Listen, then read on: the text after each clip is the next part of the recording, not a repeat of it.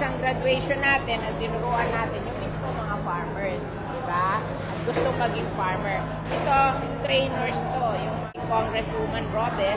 Sabi ko sa kanya, encouraging niya magtayo ng mga urban garden sa kanilang mga barangay, sa kanilang schools, sa kanilang mga subdivision. At nag-contest siya kasi yan ang nangyari sa amin sa Las Piñas. Kung matuto sila, para i-apply nila, nagtayo sila ng mga urban garden. Tapos ngayon, maganda kasi yung mga kapitbahay nila, doon na lang sa kanila nabili ng gulay, mas mura, at saka mas mura na, at saka sigurado pang organic kasi tinuturuan sila ng paggawa ng organic fertilizer. And taon-taon may contest kami, yung may premyo ang best urban garden sa public school, best urban garden sa barangay, best urban garden sa mga subdivision. Ma'am, nabanggit niyo po kanina, naglaan po kayo ng 500 million sa TESDA. Sa TESDA. Ma'am, gaano po ba kahalaga na matuto po ang henerasyon ngayon sa pagtatanim? Importante kasi sila po ang magpo-provide sa atin ng food security.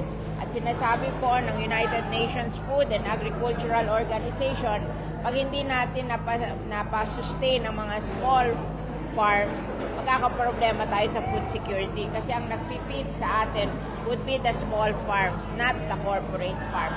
Kaya very important na yung mga farmers ngayon at mga anak ng farmers mag-aral para mas maganda yung kanilang agricultural practices para lumaki ang kita nila. Siyempre, pag malaki kita nila, i-continue nila yung family farm. Pag nalulugi sila, siyempre, ayaw na nila kasi sino ba naman na magtatrabaho na lugi? Ma'am, gaano na po ba ang bilang ngayon ng mga nagkakaroon ng interes sa farming? Every quarter po may course kami. So, bawat isang course, usually, maliit nga itong graduates dito. So, usually sa Las Piñas, 200 ang nag-graduate. So, mga 600 a year. Oo. And, hindi naman to, para yung amin kasi, pilot tong San Jose at saka Las Piñas. Kasi ang gusto natin, lahat ng may farm, magtayo ng farm school. Ang pangarap natin ay lahat ng bayan may farm school at sila magtuturo. Can you imagine, there are 1,500 towns. Rizal ay makakagraduate ng 600 isang taon. Napakaraming matuturuan yun. Talaga marireach natin kasi there are 11.8 million farmers. So, kailangan lahat tayo may paaralan every bayan para ma-reach natin yung 11.8 million farmers. First graduation here in San Jose del Monte, Bulacan. And may isa na naman kaming klase na ongoing. So, gagraduate din yun siguro sa November, no? Yung Allied Seeds. Meron sila ngayon ongoing. So, every quarter po na meron. Ilang buwan ba 10 days lang kayo nag-apply farm? 10 days yun. Pero live-in sila eh. Libre po ba yun lahat? Oo, ang nagbabayad Agricultural Training Institute.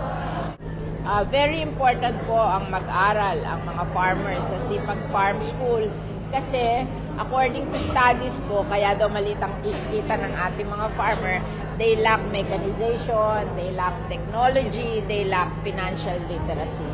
So yan ang hopefully ituturo natin sa Villar Sipag Farm School para lumaki ang kita nila at nang sa ganon ipagpatuloy nila ang pagiging farmer.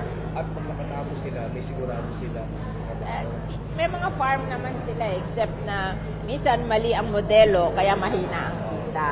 Dito tinuturuan natin sila ng right agricultural practices para lumaki ang kita nila. Ma'am, pwede po ba kayo manghingi ng update po sa SSS?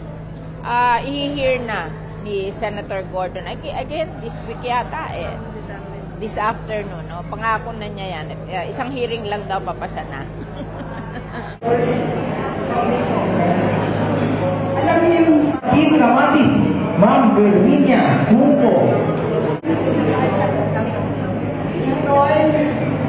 It's time to establish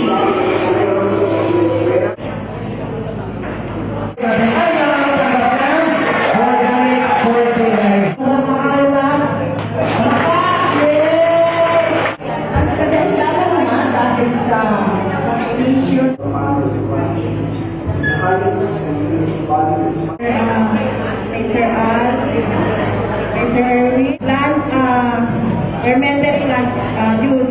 So, Maraming salamat po. Meron din na ating season number 3 presented by Module 4.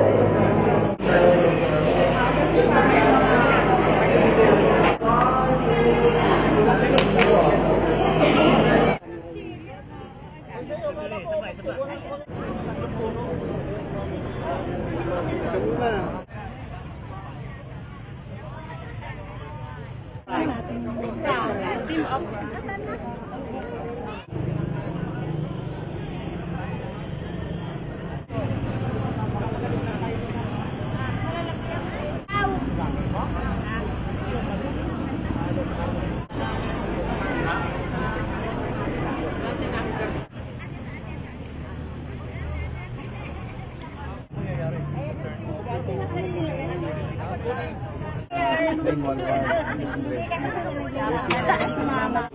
Sabi niya, ako saan po talaga ang